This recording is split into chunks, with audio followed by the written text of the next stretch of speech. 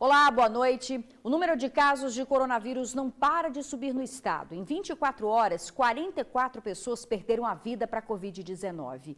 Chegamos a 1.264 óbitos e a quantidade de contaminados também aumentou de ontem para hoje. São mais de 31.700. Somente 3 municípios capixabas têm mais de 5.000 casos cada: Serra, Vitória e Vila Velha. Vamos então falar com o repórter Vitor Zucolotti, que ao vivo tem informações para a gente sobre vagas de leitos em hospitais. Vitor, hoje a taxa de ocupação nos leitos de UTI de todo o Espírito Santo é de 81% e o Estado anunciou novas vagas, mas ainda não é motivo para a gente ficar despreocupado, né? Boa noite.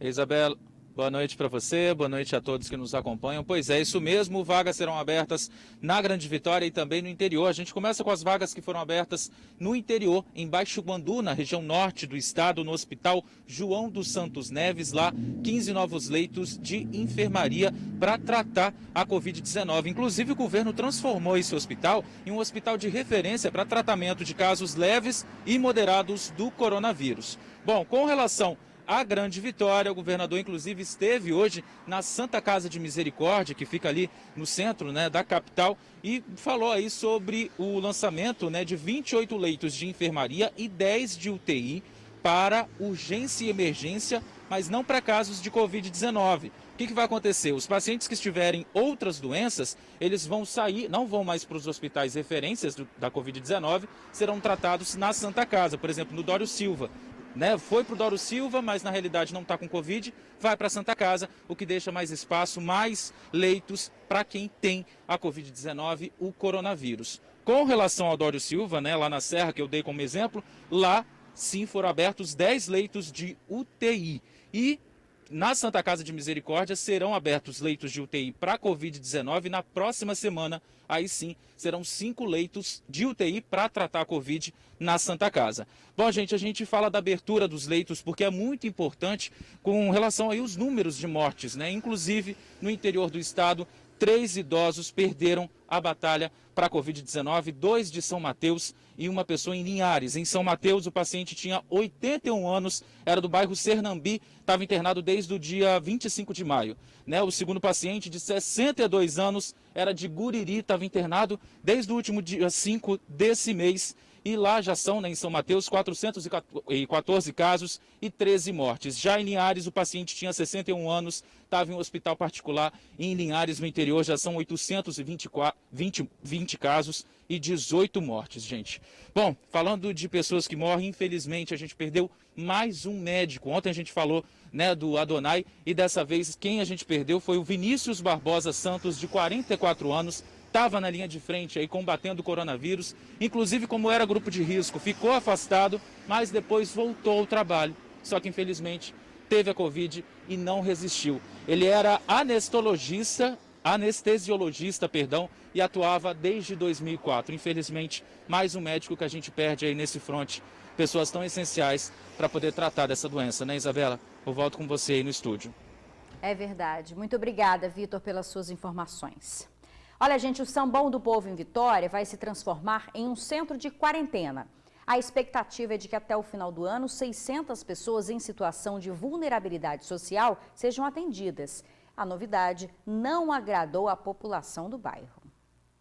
O espaço vai abrigar pessoas com a Covid-19 que estejam assintomáticas ou com sintomas leves da doença e não possuem condições adequadas para fazerem o isolamento. Nós estamos nos referindo, portanto, a um centro que vai acolher pessoas que estão com sintomas leves, que não precisam de internação hospitalar, mas que não têm condição de fazer o isolamento por conta própria. O primeiro critério é ter já positivado a Covid-19 e ter sintomas leves. E, claro, ser uma situação de vulnerabilidade social que vai ser feito pela assistência social. Os leitos do centro de quarentena já estão sendo montados. Lembrando que são leitos de hospedagem e não hospitalar. Aqui não é uma unidade hospitalar, é uma unidade de quarentena, de isolamento, para que as pessoas não possam, transmitir o vírus para as outras pessoas e que elas possam também ter cuidado especializado. Aqui serão acolhidas pessoas com deficiência, moradores em situação de rua, idosos acamados e pessoas que vivem com outros familiares em uma casa muito pequena.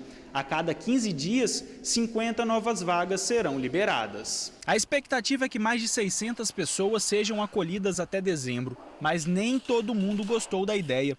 Os moradores de Mário Cipreste, bairro onde está localizado o Sambão do Povo, ficaram indignados com a escolha do local. Você pode ver que a orla aqui, pessoas caminham, né, ida e volta, trabalhadores. E a maior preocupação e medo de eles não segurar essa enfermidade dentro de onde que eles estão falando que eles vão segurar. Eles ainda reclamam da falta de diálogo com a comunidade. Questionado, o coordenador de políticas sociais de Vitória explicou que a liderança comunitária estava ciente da escolha do local. Na avaliação dele, o centro não aumenta o risco de transmissão do coronavírus no bairro. Não haverá trânsito das pessoas contaminadas, elas chegarão aqui, ficarão aqui isoladas por esses 15 dias, que elas possam também ter cuidado especializado. Bom, a previsão é que o centro de quarentena comece a funcionar a partir da quarta-feira da semana que vem. Sobre a reclamação da comunidade, a Prefeitura vai se reunir daqui a pouco com eles para discutir um pouco mais sobre o funcionamento do local. O bairro Taboazeiro, em Vitória, continuou com um clima de tensão. Os comerciantes tiveram que fechar as portas depois que bandidos armados ordenaram o toque de recolher. Foi em represália a morte de um jovem durante um confronto com a polícia. Durante a tarde, o comércio essencial continuava fechado nas imediações do Morro do Macaco, em Taboazeiro. No principal supermercado da região, os funcionários aproveitaram para lavar a calçada, já que o local não podia funcionar. Já na farmácia, o cliente era atendido apenas por uma janela. Os comerciantes ainda estão com medo. Por conta do toque de recolher? Estão com medo ainda? A Polícia Militar e a Guarda Municipal reforçaram o policiamento na região. Um helicóptero da PM sobrevoava o local à tarde. O toque de recolher veio no dia seguinte a uma operação policial que resultou em confronto entre militares e traficantes no Morro do Macaco. Deram o toque de recolher, mandaram fechar tudo. Taboazeiro não pode abrir nada. Nesse confronto, um jovem de 19 anos foi baleado no morro. Carlos Antônio Mioses, de 19 anos, foi levado para o Hospital São Lucas, mas não resistiu. De acordo com a polícia, o jovem baleado estaria com um grupo armado na região no momento em que os policiais chegaram no morro, e por isso o confronto teria começado. Foi uma operação policial realizada ontem à noite, e que durante o confronto, um indivíduo foi baleado, resultando no óbito desse indivíduo. Foram apreendidas armas, drogas. Mas os familiares e amigos do jovem que morreu contestam essa versão dada pela polícia. De acordo com eles, o jovem é de Mantenópolis e teria vindo para Vitória para estudar. Atualmente, ele morava com a namorada no Morro do Macaco e não teria envolvimento com o tráfico de drogas. Os moradores do morro ainda relatam que depois do confronto houve demora no socorro à vítima. A gente ouviu uma faixa de uns 10 tiros por aí, ou até mais um pouco. Foi muito tiro que deu. Aí passou uns minutos, eu peguei e fui pro beco para ver o que estava acontecendo. A gente foi e não pôde fazer nada mesmo, ficou agonizando, pedindo ajuda, socorro, gritando. E eles não socorreram, ficaram com ele lá um tempão, depois desceram com ele, um segurando em cada perna no menino. Desceram com ele baleado, ele ainda estava vivo, depois botaram ele na viatura e ficaram na viatura um tempão com ele. O corpo do jovem já foi liberado e será enterrado na cidade natal. Aos pés do morro em Taboazeiro, ninguém quis conversar com a nossa equipe. Ainda estão muito assustados com o que aconteceu. São vítimas constantes da violência. A Polícia Militar está trabalhando, fazendo diariamente operações policiais para causar um resultado de tranquilidade para a comunidade. E por vezes, como forma de represália, esses indivíduos eles fazem esse tipo de transtorno para a comunidade. Bom, sobre o confronto ontem à noite no Morro do Macaco, a PM disse que após o tiroteio encontrou o suspeito ferido dentro de uma área de mata de difícil acesso. Ele foi atingido por um único disparo e a Polícia Civil vai apurar de onde partiu o tiro. Ao lado do ferido estava um revólver calibre 38 e 4 cápsulas deflagradas que foram encontradas. Além disso, um rádio comunicador que estava na cintura da vítima. Bom, o suspeito foi socorrido pelos militares, mas morreu no hospital. A PM finaliza a nota dizendo que preza pela atuação correta dos policiais e que denúncias sobre ações truculentas podem ser feitas na corregedoria. Mais uma vez, os trabalhadores da aviação Taboazeiro, chamados Verdinhos, protestaram contra os atrasos nos salários. Eles fizeram um buzinaço pelas ruas da capital e dizem que só voltam a trabalhar quando o pagamento de 2 meses for colocado em dia. Os rodoviários da aviação Taboazeiro fizeram buzinaço pelas ruas de Vitória com os ônibus enfileirados em 2 pistas. À frente dos coletivos, motoristas e cobradores da aviação. A reivindicação é pelo pagamento dos salários, que estão atrasados há 2 meses. A nossa situação cada vez vai se apertando, nossas famílias em casa com dificuldade, nossas obrigações ficando tudo atrasada. Novamente está o salário de abril, salário de maio, já está entrando o início de junho aí com adiantamento e ticket daqui a 2 dias e a categoria ainda não tem uma resposta. A primeira parada dos manifestantes foi em frente à Prefeitura de Vitória. Os trabalhadores pedem o cumprimento da Lei 9.640, que já está em vigor e estabelece que o Poder Público Municipal arque com os gastos do transporte público da cidade de forma emergencial durante o enfrentamento da pandemia. Então a categoria resolveu não estar aqui fazendo greve nem manifestação, apenas cobrando que o nosso direito seja cumprido diante da Lei 9.640, que foi criada terça-feira de 2020. Depois, os rodoviários seguiram para o centro de Vitória e pararam em frente ao Palácio Anchieta. As reivindicações dos rodoviários da aviação Taboazeiro sobre os salários atrasados começaram pouco tempo depois do início da pandemia aqui no estado. Eles chegaram a parar as atividades completamente no dia 23 de abril e depois retornaram com a promessa de que as dívidas seriam pagas. Desde a primeira manifestação, o acordo que a gente aceitou, que a gente voltaria e no mês de abril quitaria com a gente. Não houve a quitação, o descumprimento do acordo aconteceu. Mediante disso, a categoria ainda respeitou, trabalhou ainda mais 2 meses. E por aí está indo. Os rodoviários prometem ficar parados até que o salário seja pago. Bom, a Secretaria de Transportes de Vitória informou que estuda, junto com outras secretarias, medidas de auxílio às empresas. Se você ainda tem dificuldades para receber o auxílio emergencial do governo, tem orientação gratuita. Já já a gente te informa os detalhes, viu? Agora imagens ao vivo da Avenida Américo Buais em Vitória. Olha, o tempo parece firme, mas a madrugada deve ser fria. A temperatura mínima pode chegar a 16 graus. Em Vila Velha, um guarda municipal atirou no meio da rua e deixou um eletricista ferido. Vitor Zucolotti volta no TN agora com informações sobre este caso. Vitor? Isabela, boa noite mais uma vez. Então, eu estou aqui no DPJ de Vila Velha, para onde esse caso foi encaminhado. A ocorrência ainda está em andamento. Como você falou, esse rapaz que foi atingido, ele estava mexendo no veículo de um pastor. A gente conversou com o pastor aqui no DPJ. O pastor disse que só foi no tempo de ir na casa da mãe, conversar com a mãe. Quando voltou, o rapaz já tinha sido baleado 3 vezes e foi encaminhado para um hospital. Ninguém soube dizer o que aconteceu, por que o guarda agiu dessa forma. O pastor ainda tentou conversar com o guarda, ele estava com a pistola na mão dentro de casa, ainda assustado, observando o que acontecia, mas ainda a gente não tem as informações. O que de fato levou o guarda municipal a agir, por que ele agiu dessa forma. O corregedor da Guarda Municipal de Vila Velha está chegando aqui no DPJ, a gente vai pegar essas informações e todos os detalhes desse caso você vai conferir amanhã no TN1, toda essa história, né? O que de fato aconteceu com esse guarda. É isso, Isabela, eu volto com você aí no estúdio.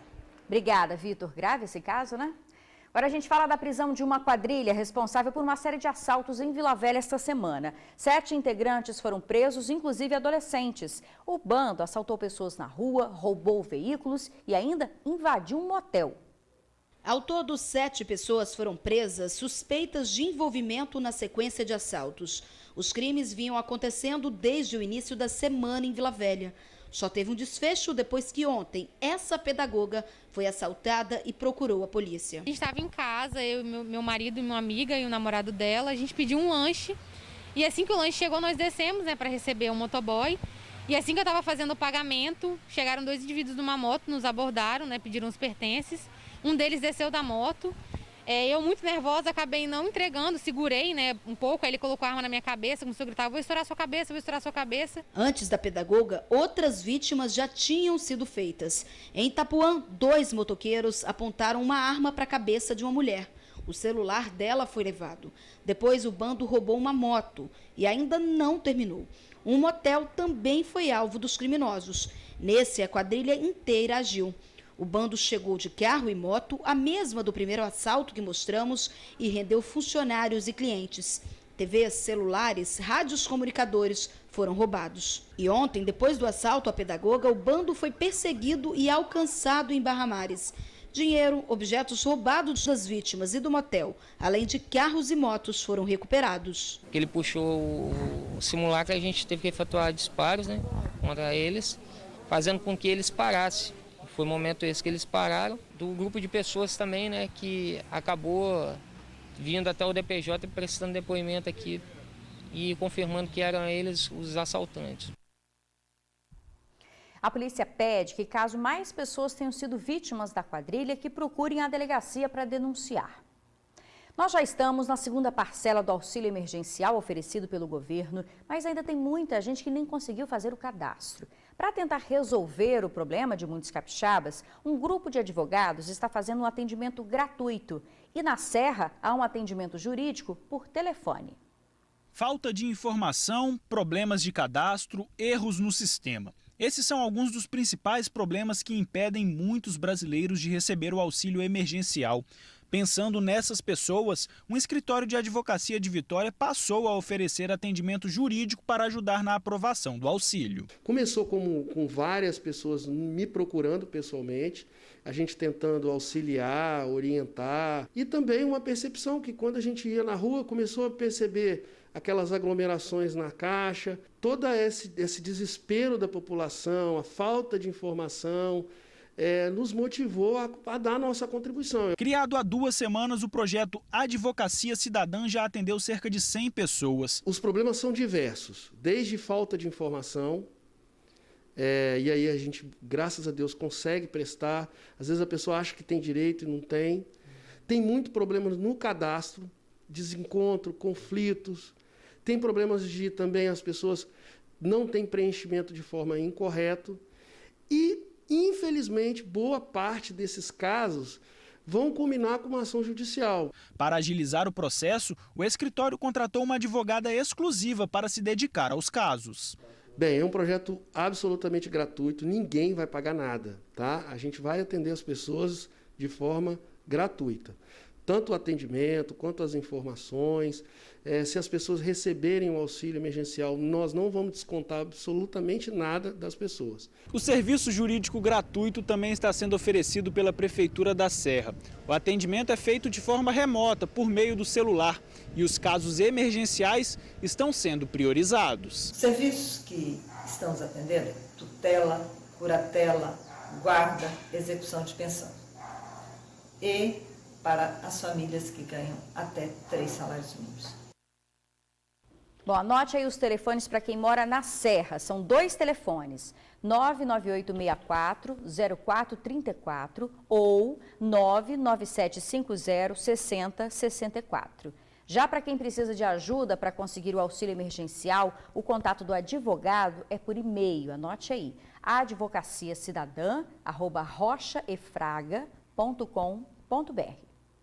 No próximo bloco, uma ação de solidariedade e muita alegria para os idosos na Serra. Agora imagens do trânsito para você ali no centro de Vitória, sem retenções. E já prepara para amanhã a sombrinha, tá? Porque a previsão é de chuva em grande parte do estado. Nós voltamos já já. Agora a gente entra no clima de festa junina com um grupo de amigos de Nova Almeida, na Serra. Os casais dançando na rua e o som na maior animação. Essa festa tem um propósito e muito bonito, viu? Vendo que os idosos do Instituto Franciscano estavam muito tristes durante o isolamento social, eles resolveram levar alegria para os 25 idosos, respeitando, claro, a distância segura. Repare que os velhinhos dançam na varanda, batem palma e se divertem no maior clima de festa. Teve até cardápio especial para o dia: canjica, pipoca e paçoca. Tudo feito pelo asilo de acordo com as regras. Mas não para por aí não. No Dia dos Namorados também teve muito amor levado pelo mesmo grupo. Cartinhas, músicas e rosas foram distribuídas para todos. Tornou o dia muito especial, né? O presente mesmo ficou por conta das doações. Fraldas geriátricas e leite foram entregues. Com tão pouco é possível levar alegria no momento tão delicado que a gente está vivendo, né, gente? Vocês viram que alegria, que bonito? Olha, parabéns ao grupo de amigos e se você quiser ajudar o Instituto, a Jéssica arrecada as doações. O telefone é o 99776-3511. Bom, vamos encerrar o TN2 nesse clima de alegria por aqui? Desejando uma boa noite para você. Até amanhã, viu?